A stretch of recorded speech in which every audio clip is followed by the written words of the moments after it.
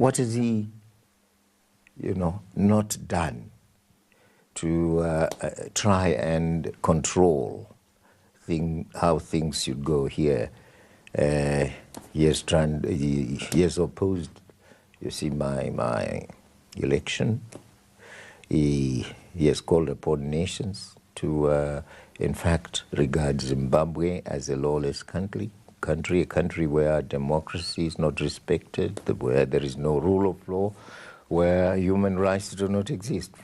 And all that is a lie. It's not just, of course, Britain, it's not just Commonwealth. Botswana has been critical in the past. South Africa and the SADC nations, another club that you're a member of. Critical of what? Critical of the fact that, for example, 1.3% of its economic growth in South Africa didn't happen, almost as a direct result. No, if you 20 to 30,000 jobs didn't happen. No. Trade declined by 15 billion rand. Yeah, no. No, we were not the cause of that. We don't run the South African economy. No, but you're vitally linked to it at one point, but now our trade with them has always been good. And they admit it, that in spite of the sanctions, you see, the trade has been, rising in terms of volumes. And Mr. President, all the time is to that? their It's advantage. declining, it's not increasing. The what? The trade is declining. No. not increasing. You go and ask Erwin. He will tell you that in spite of all that has, been done to Zimbabwe, Zimbabwe's trade with South Africa has always been, rising, not declining. What are your links with Britain? Why are you unhappy with Britain to such a degree? You were a friend for a very long time. To tell you the truth, we are not unhappy with Britain as Britain. With Blair's Britain, yes, we are unhappy. That is the rulership of Blair. Very unhappy. Unhappy, first of all, he's a man who is, I don't know, he considers himself as a superhuman. Doesn't want dialogue, doesn't want to talk. Would you like to have negotiations with Britain again? Would you make efforts now to negotiate and to discuss? We've made enough efforts. If Britain wants to talk, we are ready. We've said so. Again and again. And even the people he has asked to intervene, Obasanjo, Thabo Mbeki, have asked him, you see, to try and have dialogue with us. There is a Zimbabwe which some countries would want to regard as a pariah state and never say anything good about it. Everything that it does is bad. But we are not that. But I've met people who have been beaten. I met a union leader who was beaten for putting out leaflets calling on for industrial action. He was beaten, taken into a field and left. But you will get those actions happening even in Britain. Are you saying you don't have, Trade union leaders do not get taken out and beaten nearly to death by the police in Britain. But I saw Mr. Prescott box one person. I think whether he had been, that is an incident that is very difficult. Mr. Prescott did not then go and get the police to take that man out. Because goodness me, you mean if a whole vice prime, deputy prime minister beats a person, boxes a person, and that person falls down, that is more acceptable than the violence of a small group that might just be, mistaken in its own belief that violence will work.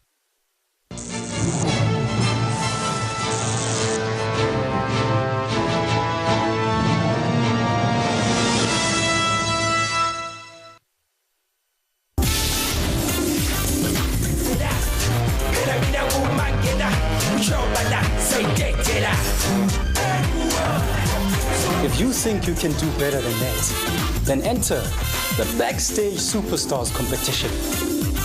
We are looking for one guy and one girl to be our Backstage Superstars in 2004. To qualify, you've got to be able to sing, dance, and act. If you were born to shine, go on and enter. The two winners will become the hottest new stars on South Africa's favorite youth drama. You can download an entry form by going to www.etv.co.za or collect a form from ETV's Cape Town offices, Block B, Longkloof Studios, Datas Road, Gardens, or Johannesburg, Anderson Park, 5 Summit Road, Hyde Park. Post or drop off your entry forms no later than 11th June 2004. This is your chance to become a backstage superstar. Don't miss it. Coming up on E! Tonight. At 6:05, the very best of Euro highlights. At 6:30, treading the boards in Backstage. And at 7, always ahead, E! News Live. Get into the groove right here on E! Tonight.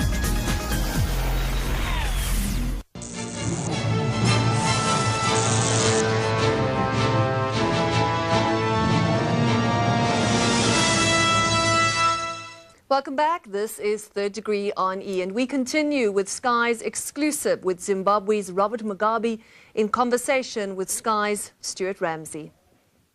Mr. President, you alluded to personal attacks, and there's one, Archbishop Desmond Tutu described you as a cartoon figure of the archetypal African dictator. Now, why would a well-respected man of the church say that? Because he's an angry, an embittered little bishop, you see, who thinks that his own view should hold. The one little bishop becomes the proponent of our political system here. No, but he's widely respected throughout the world. Respected for his religion, perhaps. No, respected for the Truth and Reconciliation Committee, for being a man who is able to go through the whole of the apartheid era and still speak out against a repressive regime. He's identified a repressive regime here. He was a frightened man during the apartheid era, and the little he did was perhaps just criticize even in an innocent way, you know, apartheid. When called upon to do something that would distinguish him as supporter of the ANC, he wouldn't go that way. The World Food Programme says urban food shortages are approaching critical. United Nations memo to say that you could reach the level of tonnage that it's being estimated is complete nonsense and quite impossible. The farms, outsiders are saying, simply aren't producing enough food. You've got bread prices that state media say could go up by 50%. So what is the WFP wanting us to do? What they're saying is you need food aid. We need food aid and not the land to produce. We don't need to produce. No, they're saying you need to produce more and you need food aid. You're saying you don't need food aid. In fact, last week you're saying you needed you'll produce 2.3 million tonnes, which far exceeds anything ever produced before. You're saying you do need food aid. We've produced that before. You're not going to produce it this year, though? We are producing it this year, definitely. There is, I mean, our estimates are there, and they show us that we will have enough food for the country and with a surplus. 800,000 tonnes. But why is WFP wanting to feed us when we are saying we are not hungry? It should go to hungrier people, hungrier countries than ourselves. They need the food, and we urge it to go and do good work there. The Archbishop of Bulawayo, a critic I know. Why foist this food upon us? Because he is respected. No, we don't want to be choked. We have enough. He says that as many as 10,000 people died as a direct result of starvation, lack of food, perhaps illnesses. That's another to the bishop, the unholy man. He thinks he's holy and telling lies all the day, or every day. And, oh, come on. 10,000 people, where did they die? He should even, show me a single person who died of hunger, that is. When we first arrived here a couple of weeks ago, government ministers estimated crop production at about 1.5 million. Many thought that was a little high.